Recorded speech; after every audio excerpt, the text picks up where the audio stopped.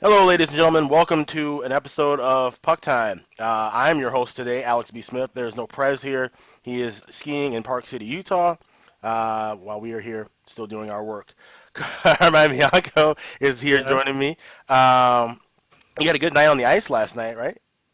yeah. It's been a couple of good days between hockey and soccer. I've gone 8-1, up like 33%. So hopefully continue it today with some soccer and a couple NHL games tonight, which are, as you said previously, they're loaded at WagerTalk.com. So let's just try and keep it rolling. Yeah, absolutely. Yeah, get all of his plays. It's for soccer and hockey. Got everything up there at WagerTalk.com. You can find my plays. I got one play up tonight at SportsMemo.com.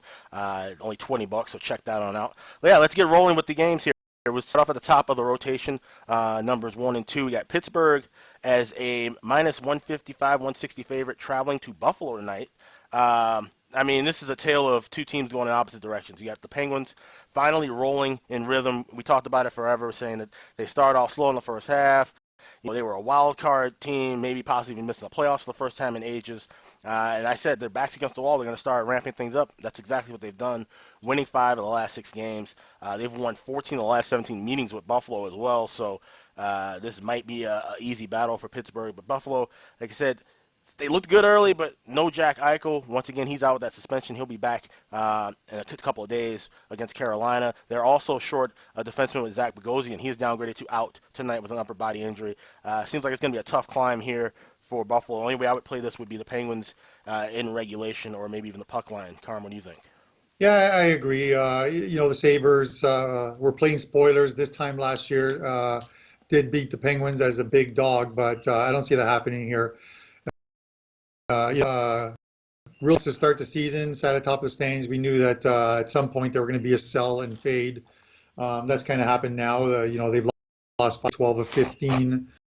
And the Pens are doing what they're supposed to be doing. They're getting hot at the right time. They got talent. Anytime you got a Malkin and a Crosby on your team, you've got to be making the playoffs and making a run. So they're getting hot at the right time.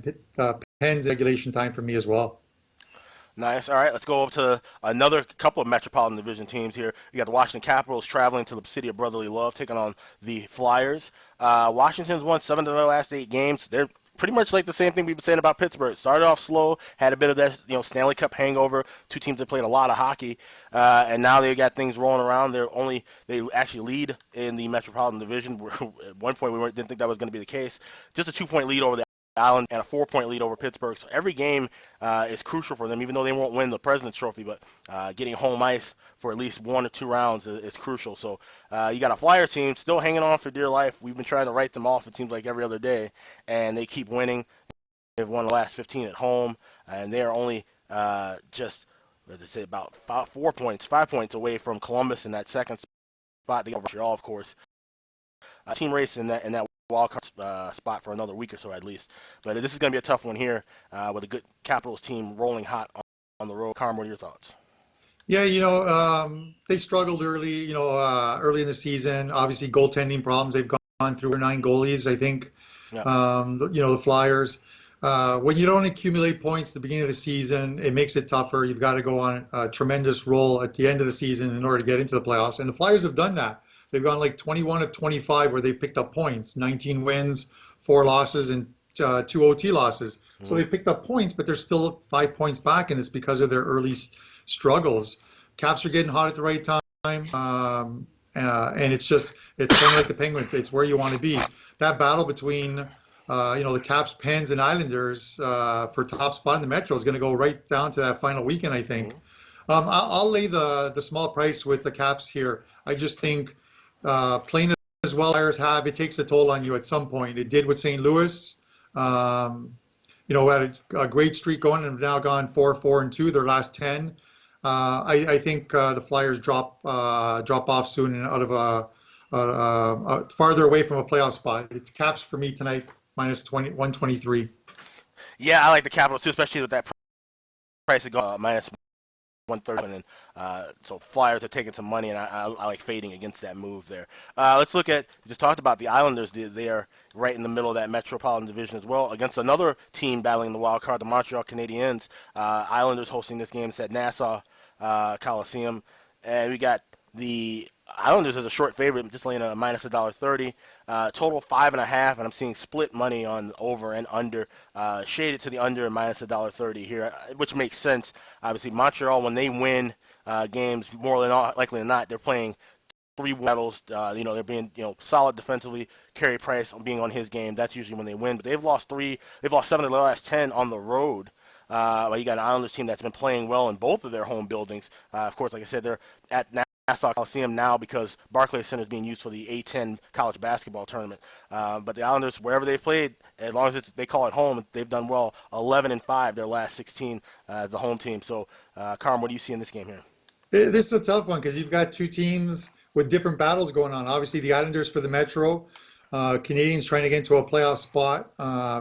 You've got two really good goalies in net tonight. The rhyming goalies, Price and Grace, right, in net tonight. But yeah, this is one that could easily go. I think both teams would be happy with if this went to overtime, picking up a point and then seeing who wins it from there. I think it's a little too tough to pick a side here. Even though the total is 5.5, I think it's going to be a tight checking, low scoring game. I would lean to the under here, under 5.5. I agree with you on that, and I would actually be looking at the draw. You made a good point about these are two teams that in their different battles they need at least a point. If you can get a point, that helps. Obviously you want to get two, but better off getting one than nothing. So I can see this being if it's too close. Neither team's going to want to try and make a mistake and lose out on getting a point. I think we see it kind of, we'll kind of coast into OT, and then from there it's a completely live game. But draw plus 285 is something I'd be looking at there. Let's look at the next game on the board. Tampa Bay traveling to the Motor City, taking on the Detroit Red Wings. What's new? Tampa Bay is a gigantic favorite, seeing minus 365. You'd even have to lay $1 to lay a goal and a half line. The total 6.5, slightly shaded to the over. We saw these two teams play recently, and Tampa Bay got a 3-2 win. I thought Tampa was going to blow the doors off from there. They were minus 450 favorite in that game, and ended up being close. But Detroit has just absolutely struggled. I can't remember the last time they won a game.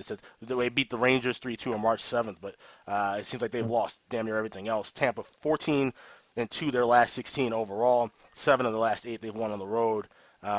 Can they keep it in the last meeting, or Tampa Bay actually, put some effort here and blow them out?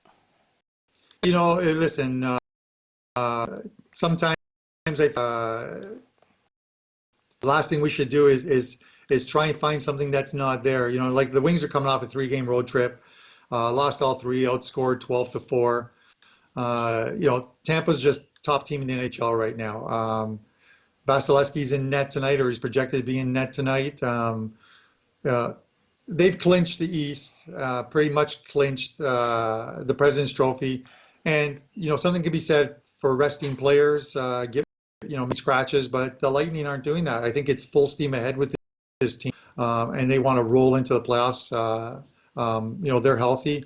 I can't see anything other than laying the puck line here with Tampa tonight, minus 1.5, minus 118 right now. It's a that or nothing for me. Yeah, there's so many other good spots on the board. This is one I would just completely pass. I don't even think this would be a fun game to even watch, let alone bet.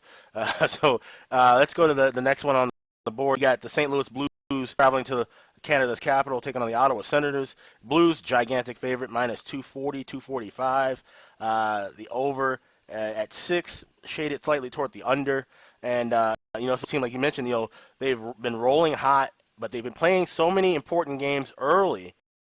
Kind of wonder and say, all right, well, has things kind of caught up to them, because you've seen them lose 4 of the last 6 overall against some pretty opposition too. When they play against teams that are of their caliber, they've kind of hung tight, but still end up dropping them. Lost to the Carolina team that's in the playoff hunt. No shame really in them losing to Arizona with them on the second night of a back-to-back. They dropped that one 3-1. And they've got a lot of injury issues still as well. I'm looking at this, Braden Shen left last game. He's probable. Pat Maroon's questionable with a leg injury. So, you add that to the list of all these other guys that are out, Edmondson, Tarasenko. That's a tough climb. But on the flip side of this, Ottawa, we talk about bad teams that are out of the playoffs now. Some of them are trying to play, well enough to end the season on a positive note. some of them are just trying to make their tea times in another 3.5 weeks. And I think the latter is where the Yeah. Ottawa Senators lie. I just don't see where they get the motivation to play much of anybody. Maybe they do. I don't see it. I would look at playing St. Louis here, laying the goal and a half. What are your thoughts? Yeah, it's generally, the way the Blues have played over the last 10 games or so, I wouldn't want to lay 255 with this team, but they are playing the Senators. I think it's a little different, and the Blues have some motivation where the Sens, the Sens have they've like their scoring has completely dropped off. Since trading away their top three. Their top three forwards, Yeah. and I think they without Shabbat tonight as well. I think he was injured in the last game. Right. I'm actually leaning on the under here, and it's probably something I'm going to put out later today. If it stays at 6 as a client play, the Blues are scoring. I think the Blues are going to probably win somewhere along 3-1, 4-1 score line. The fact that Perron is still out, he traveled with the team and is probably going to see some action on this road trip. Tarasenko's out. That sort of hurts the Blues, Yeah, but that's huge. they've got enough talent on that team, obviously, to beat the Sens team. Like you said, the Sens team's ready for the off season. They're making their vacation plans now, Yeah. so there's no upset here tonight. It's Blues puck line, like you said, and I'm leaning on the under. All right, let's get to the next one. We got Boston traveling to Winnipeg. This is probably the premier game of the night as I look at the card. There's a couple other interesting battles, but this by far is going to be a fun one. Two really good teams. Boston, of course, unfortunately got blown out by Columbus 7-4, the play I had and released. I thought Boston would bounce back nicely after losing to Pittsburgh, but they've got some injury issues. Matt Grzelcyk, defenseman who's out indefinitely, he's a big loss for them. He's one of their key defensemen. And then they lose another one now. You got, I don't know if it's the flu bug that's going around, but it says Torrey Krug gets illness. So that's something that you might want to worry about. You don't want to lose a lot of defensemen at the time. Of course, already out as well. So that's going to be tough against a Winnipeg team that can really turn on things offensively, especially at home. We've seen them play fairly decent. They've lost 8 of the last 12 overall. But this is a team that plays much better at home. They've actually won 8 of the last 11 meetings at home against Boston. Looking here, only laying a short price with the home team minus $1.20. Carm, what do you think? Yeah, I don't mind laying the small price with the Jets. Like, listen, they came off a 4-game road trip and came home to face a Sharks team that is just playing like lights out now. And they almost, they looked flat at times, even though they outshot the Sharks in that game. But a goal, like I think it was like 4 or 5 seconds left in the game for the Sharks to win that 5-4. The Jets almost took a point. Generally, that first game home off a long road trip is a tough one to play, and playing the Sharks is even worse. Bruins are trying to avoid losing 3 straight, but off that 19-game point streak, sometimes that happens. You lose a game, it rolls into one, it rolls into right. I'm going to take the Jets tonight. I'm going to lay the minus 120 and take the Jets to beat the Bruins. All right, awesome. He's Carmine Bianco. I'm Alex B. Smith, hosting in absence of the press. This is Puck Time. You can get all of Carm's plays and everybody else's all kind of great packages and stuff up at WagerTalk.com and also at SportsMemo.com. It's a Carm. You've been killing it not only on the ice but also on the pitch with soccer too. So definitely check out his plays with both of those sports. And I've been rolling as well in hockey. You can get mine, like I said, at SportsMemo.com. Let's go into down the street from where I am currently with the Minnesota Wild. They're taking on the Dallas Stars, and this is like a playoff game. It should be, hopefully it'll be a playoff atmosphere down there. I haven't heard many people talking about it too much. It seems like more people are probably interested with the Gophers playing in the Big Ten tournament than they are with the Wild tonight. But Wild are a pick-em favorite. I'm seeing money both ways, but yeah, right around minus $1.05, $1.10. The total here, wow, when's the last time you've seen this number? Five flat, juiced a little bit toward the over. That's a throwback number now. So I honestly would probably have to just play that over. I mean, 5 is very low. I get it. Dallas is a team. They're the under kings, especially in the first period. We've seen it's like every game for them is 1-0 or 0-0 after the first 20 minutes. But you got them, like I said, Minnesota team need hard winning now. They got an extended homestand going. 4 games in 6 days, all at home, which was normally we'd say Minnesota bet on them at home, fade them on the road. They've lost 8 of their last 9 at the Xcel Energy Center. So if they're going to get back into their perch, being a wild card spot, they want to be a playoff team. These are the games they got to win now, and they got to take care of a division rival here in Dallas. What are your thoughts on this one? Yeah, I'm going to keep this one quick because I'm passing on the game tonight. But Stars have been playing well. This is essentially like a 4-point game type of thing. You know what I mean? You got Minnesota at 74, you got Dallas at 77, and they're both battling for a playoff spot. Another one of those ones that if you're gonna play something and you don't mind and you want some big odds, like maybe take a draw because if these two teams, especially with a total of 5, this could easily get into 1-1 team. It's just one of those games. I'm passing on it just because, the Wild had a bit of a resurgence, and now they've, I'm looking at they've dropped 4 of their last 5 anyways. It's just too tough a game to call either way, and I think that's why the money line is where it is right now, with the Wild minus 116 at home, and Dallas at plus 105. It's a pass for me, but yeah, when you see a 5, it just entices you to want to take the over there because. Literally, if they come out scoring, it's an easy win.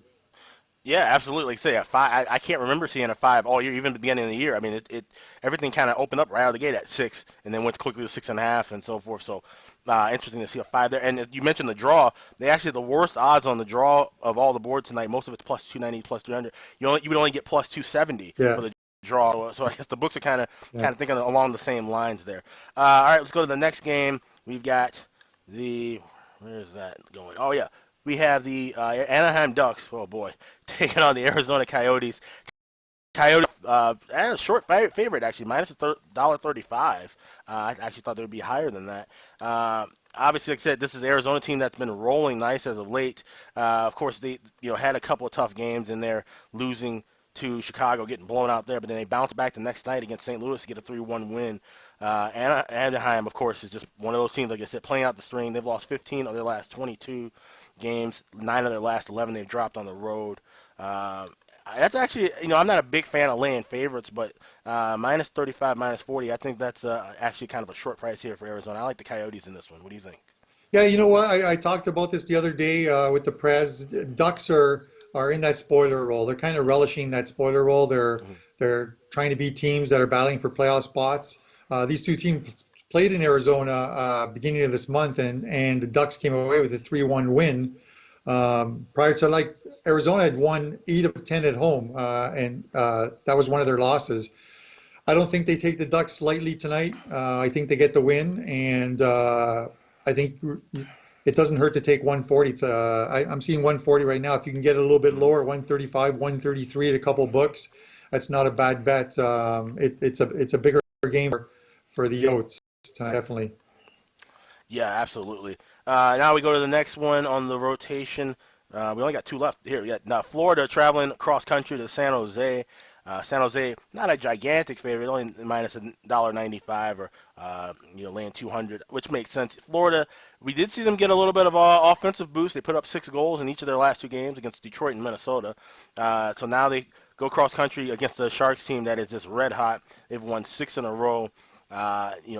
Trying to take care of winning that. Hopefully, I hope because I got a ticket on it. The Pacific Division, they're up by 1 point over Calgary, so that's going to be a neck and neck race all the way through. And this is a Sharks team. They're 23-5-5 at the Shark Tank, and that's always been their motto for decades now. They win at home and catching a team coming cross country, and they also have Samuel Montembeault making his 3rd consecutive start, and it's his first road start.